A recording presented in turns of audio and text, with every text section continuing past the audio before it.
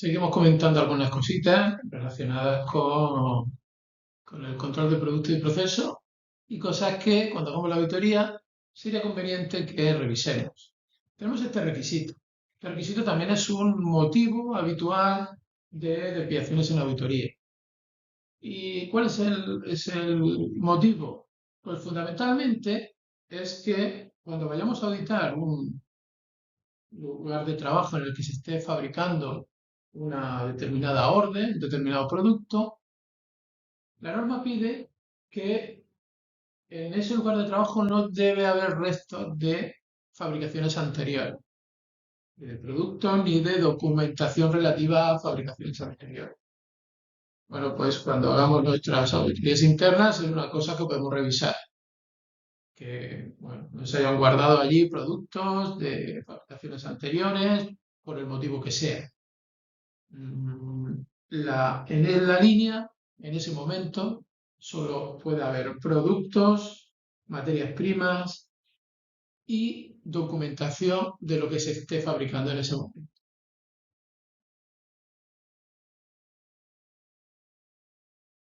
Otro aspecto que podemos contemplar en nuestra auditoría interna es que estemos haciendo los controles de producto que son necesarios. Y aquí una pista que podemos tener como auditores para saber qué controles son los que hemos de ser capaces de encontrar en ese proceso nos las dan las especificaciones. Normalmente, un producto que se esté fabricando tendrá una ficha técnica. En esa ficha técnica se darán una serie de características, de dimensiones, de grosor, de gramaje, de características en general de ese artículo que luego en el proceso se han de controlar. La norma nos dice que se han de realizar controles de calidad que permitan demostrar que el producto terminado cumple las tolerancias que se establecen en la especificación.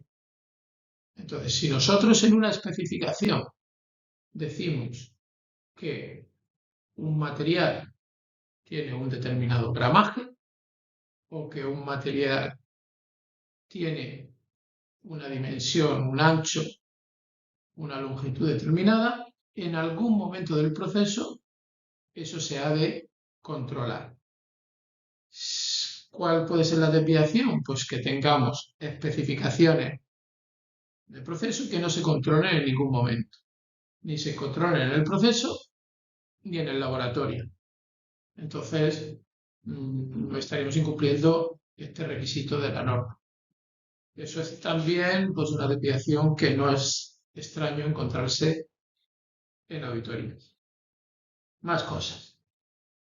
Si vamos al control en recepción o al control en expedición, que ya hemos hablado en este tema, hemos hablado también del control de vehículos. Hemos de hacer un control de vehículos. En realidad, hemos de hacer el control de los vehículos tanto cuando recibimos la mercancía como cuando expedimos el producto terminado, con finalidades diferentes. Mm, eh, la norma habla de que cuando hacemos el control de recepción debemos de asegurarnos que la materia prima que recibimos no nos introduce riesgos dentro de nuestro proceso. ¿Cuáles pueden ser esos riesgos? Pues esos riesgos pueden ser, por ejemplo, que introduzcan plagas en nuestras instalaciones. Si recibimos un palet de papel, por ejemplo, pues que vienen palets de madera, pues hemos de hacer la inspección también teniendo en cuenta de que pues en ese vehículo, en esa materia prima, no puede haber pues riesgos de plagas que entren en nuestras instalaciones. Y luego, y esto es un requisito de norma claro y que hemos de tener muy presente, que es la expedición, pues por supuesto, hay que inspeccionar el vehículo y que ese vehículo, pues hemos de asegurarnos que está en las condiciones adecuadas para proteger el producto que va a transportar hacia nuestro cliente posiblemente. Eso, pues cuando hagamos las auditorías, hemos de ver evidencias de que las expediciones que hemos realizado, las cargas de vehículos que hemos realizado, se ha realizado esta inspección. No está de más, por ejemplo, pues entrevistarnos con algún operario que realiza esta labor para verificar que realmente se hace y que se sabe y que se tiene claro qué es lo que se tiene que inspeccionar, independientemente que haya una instrucción donde se defina qué es lo que se ha de controlar del vehículo antes de la carga del mismo. Eh, en cuanto a productos no conformes, mmm, cosas que suelen salir en las auditorías, pues muchas incidencias relacionadas con el producto no conforme tienen que ver con su identificación. En las plantas, pues es habitual que existan mermas, que existan productos defectuosos, que existan, bueno, devoluciones, que también no es extraño pues encontrarte con que no están adecuadamente identificadas.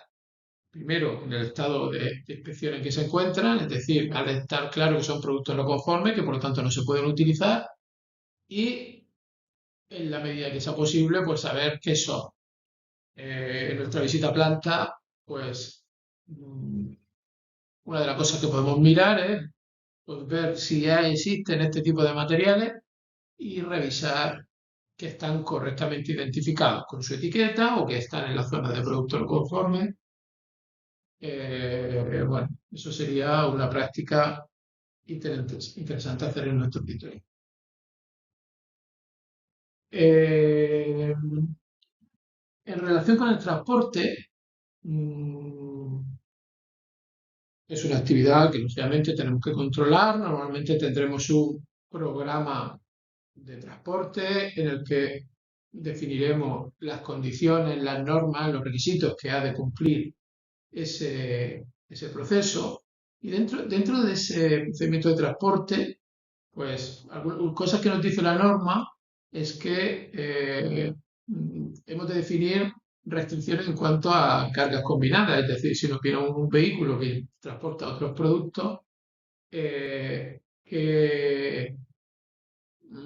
si son compatibles con nuestro producto, productos que produzcan muchos olores, productos que generen bueno, cualquier riesgo para nuestro producto, pues tendremos que evitar ese tipo de cargas combinadas. También, qué medidas de seguridad han de tomarse en el proceso de transporte para que pues, nuestro producto, una vez que abandona nuestras instalaciones para ser transportado a nuestro cliente, pues no sufra ningún daño, ningún robo. Pues esos son requisitos que han de tenerse en cuenta dentro de ese procedimiento.